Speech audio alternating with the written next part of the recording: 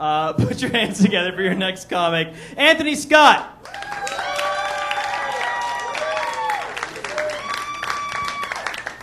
Yeah, give it up one more time for, what was it, Tupac? Hey, I will say one thing. He kicked ass in those Harold and Kumar movies. But as most of you can probably tell just from that one joke, I'm not very PC, not very politically correct. But sometimes, I'm like the people in the commercials that have that broken social filter. But, and sometimes I have to ask politically correct people just so I know I'm not, crossing the line too far. So with that, I've got a question for you guys. If you meet a lesbian who has a PhD, is it socially acceptable to call her a rug doctor?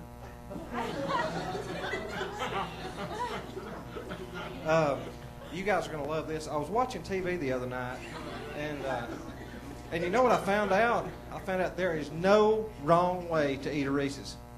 Isn't that amazing? I mean, you could be the biggest screw-up that ever lived. I mean, you could be 30 years old, not know how to tie your own shoelaces. Doesn't matter. It doesn't matter if you dropped out of high school, never went back and got that GED. Doesn't matter.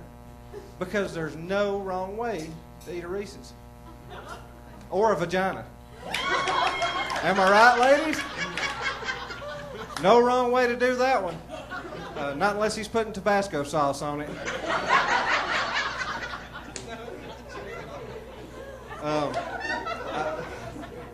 I'm kind of upset that my girlfriend couldn't be here tonight. I was kind of disappointed. But I got really upset last week because this one guy told me that my girlfriend was a whore and that she was only going to break my heart someday. Yeah. Can you believe the nerve of this asshole? But I don't care what her husband thinks. I love her. I'm just kidding. I'm married. But, after 5 years of marriage, I love to embarrass my wife in public. And after 5 years of marriage, I was finally able to talk her into going to one of those sleazy sex shops. And before we even got in the door, she's like, "You better not do anything to embarrass me in here." I told her I would try, and that's all you can ask of any man. And about 5 minutes into this little escapade, she walks around the corner. There I am. I'm in the floor. I've got 3 strap-ons attached to my head. My kids are there. They're riding on my back screaming, "Mommy, look, Daddy's a Triceratops." Because my kids love dinosaurs. And to top that off, I followed that up by going in and getting the biggest butt plug I could find. Then I walked up to the counter and asked if they had some place where I could try it on. So I don't think we'll be taking any more trips to the sex shop for a while.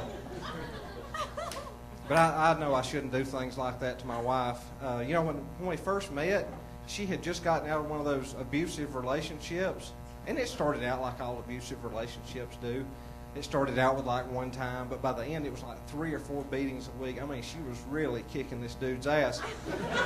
And I don't know, I guess he was just a giant puss or something. I don't know. But I know when you get married, guys, you lose your masturbation skills. Because I can remember back in my single days, I was the world champion of beating off. I was the Mike Tyson of masturbation. I could knock one out in 30 seconds. But if there's any married guys in here, I will give you this piece of advice. Never use scented conditioner to abuse yourself in the shower. And I'll tell you why. Because as soon as you get done, that's the one time she's going to want to surprise you with a little oral favor, or as I like to call it, a blow Jay Simpson. And if she gets down there and smells suave Hawaiian coconut, she's going to be pissed. And she's going to be like, "Well, I was going to do you a favor, but it looks like you already took care of it, so you can just do without." And you don't want to do without, because when you're married, blowjobs become like census workers. They show up at your house once every 10 years. I don't like racism. I believe that we're all God's children. And if you try to make fun of other people just because they look different from you, then you're a worthless piece of shit. Does anybody in here agree with that? Give it up. Now, with that being said, anybody want to hear some good black jokes? Okay, so this black guy walks into a food stamp office, right? Because that's where he works, you white racist pricks. You're sitting there giggling. I knew what every damn one of you were thinking. If I knew there was that kind of racism here, I wouldn't have showed up. But I'll leave you with this.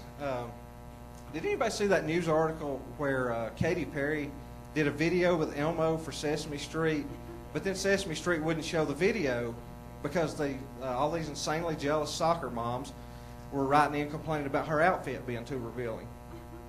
So then they come out with all these news articles like, Katy Perry's too hot for Sesame Street. You know what else Katy Perry's too hot for?